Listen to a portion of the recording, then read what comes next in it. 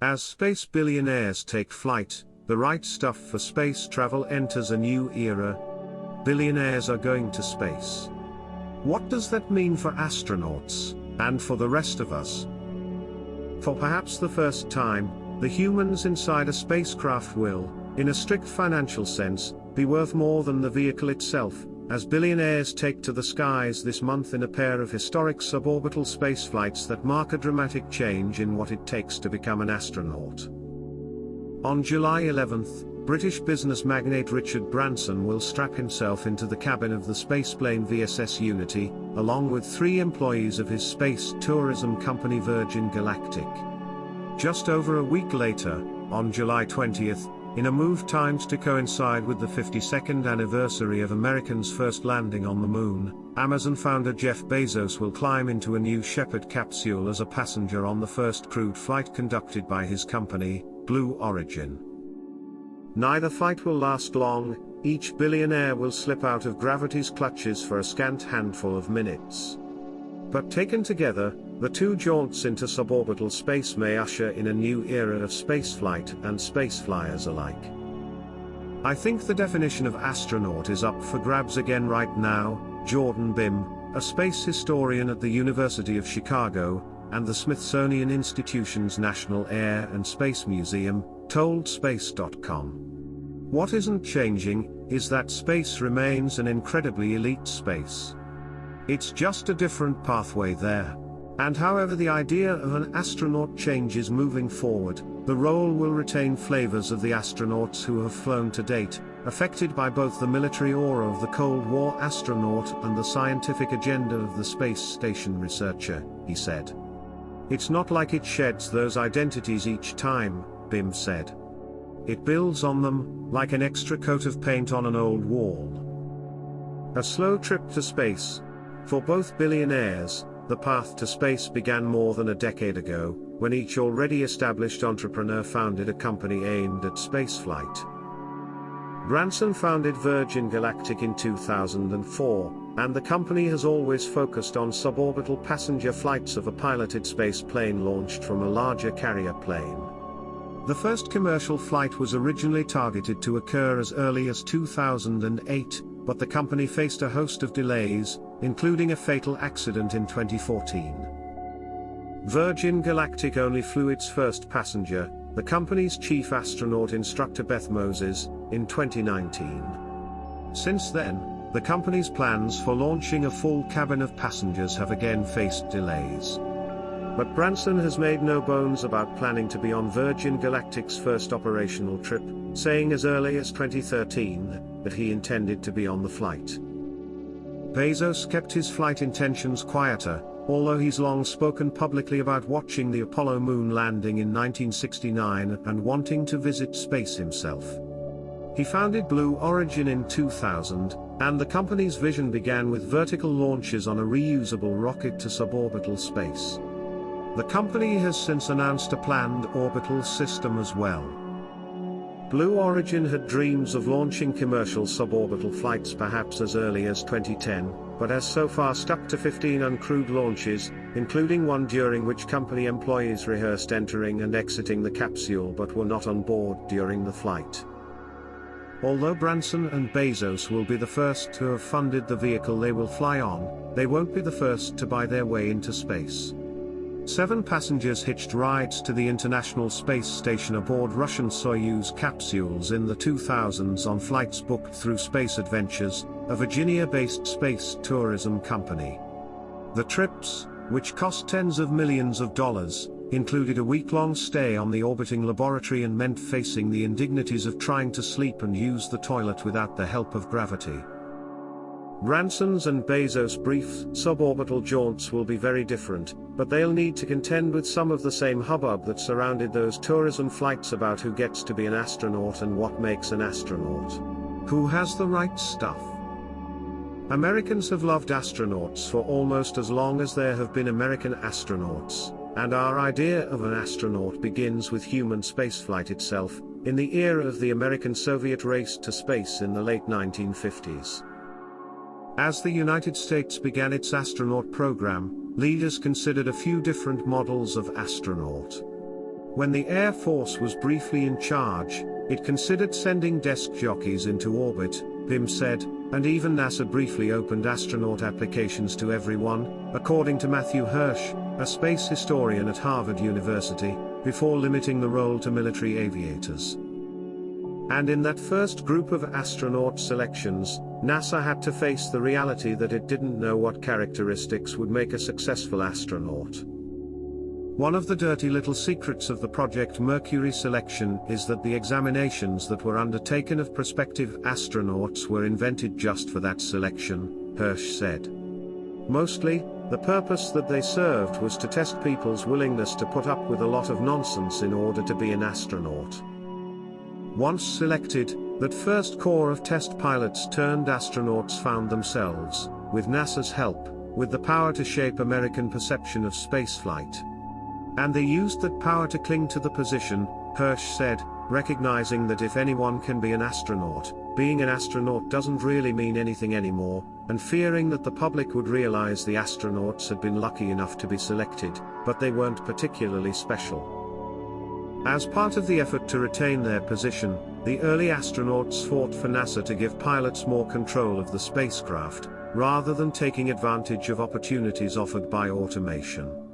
Having average people flying into space was completely unthinkable, and astronauts were horrified by the thought that the future iterations of human space vehicles in the United States might be so completely automated that the pilot wouldn't really have anything to do at all, Hirsch said.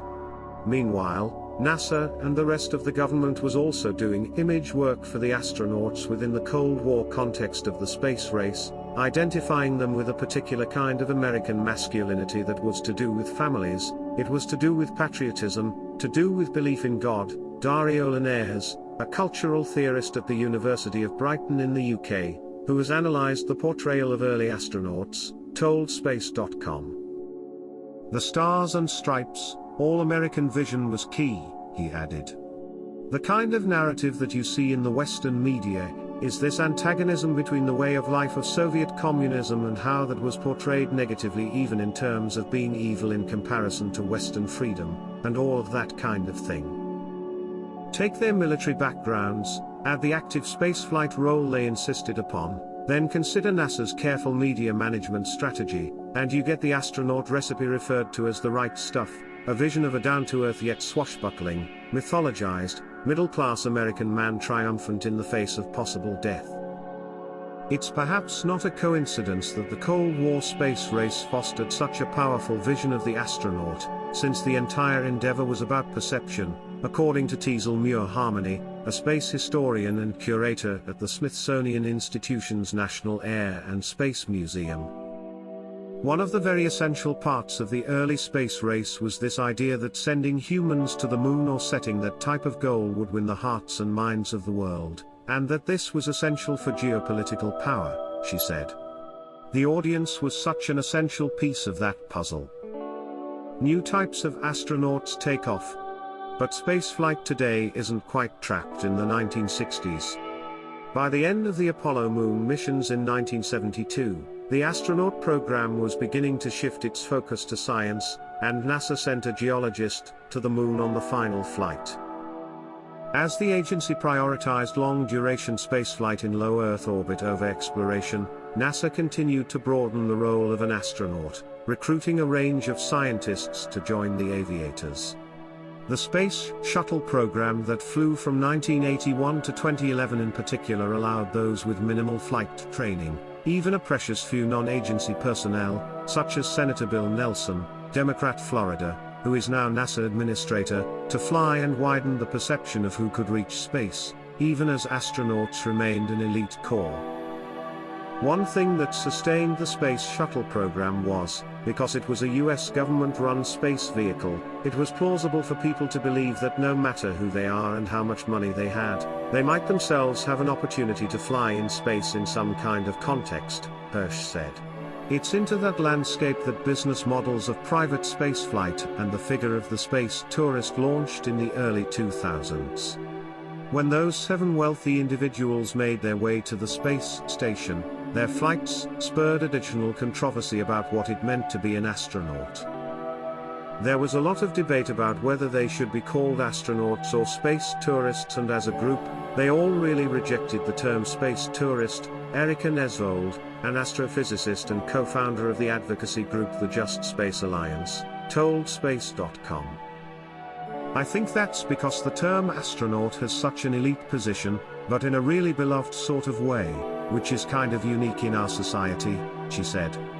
There's a certain amount of anti-elitism such that people don't all uniformly love celebrities, or athletes, or whatnot, or politicians, certainly, but a lot of people just love astronauts.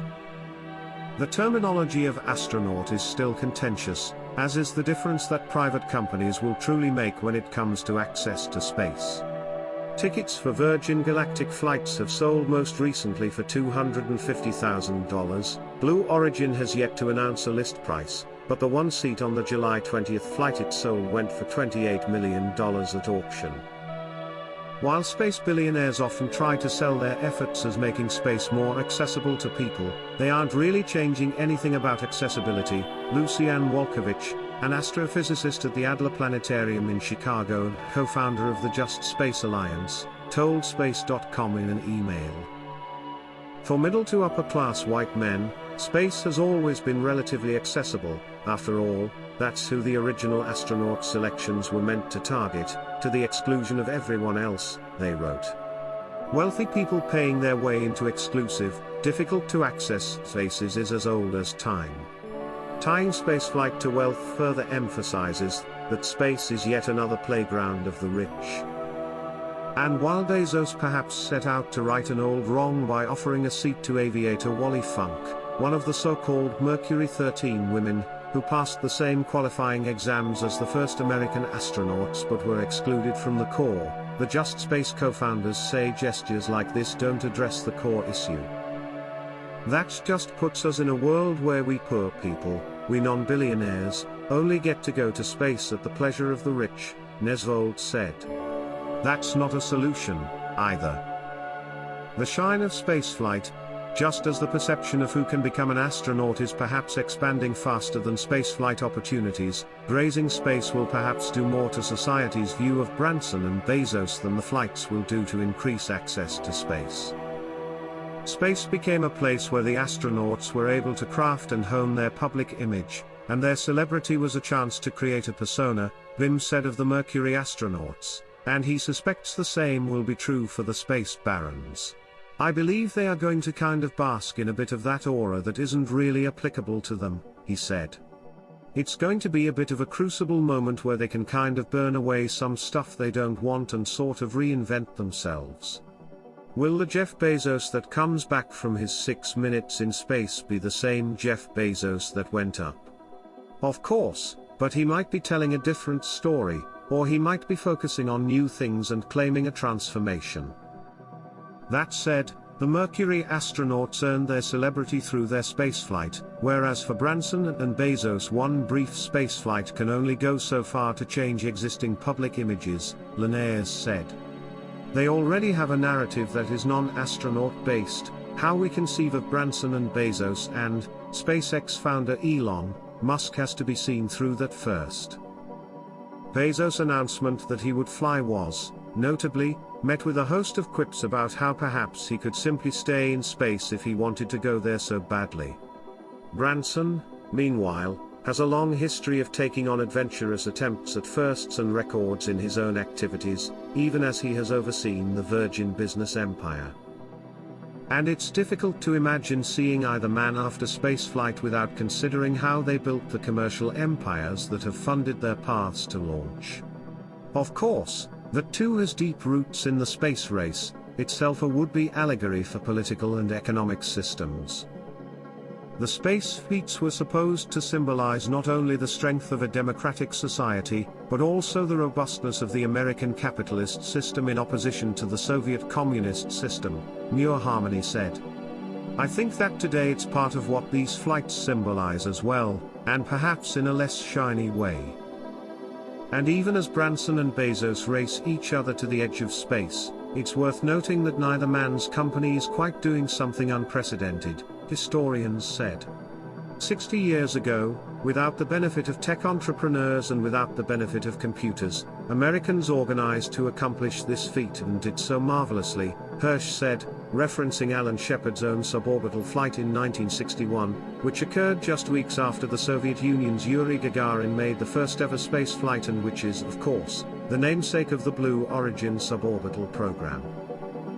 The United States has a tremendous tradition of people taking their money and doing really inventive, interesting things with it, and I really support that, Hirsch said. But as a historian, I always try to put these sorts of things into perspective, and I think, well, it's great that people are spending a ton of money to do something that NASA did in 1961.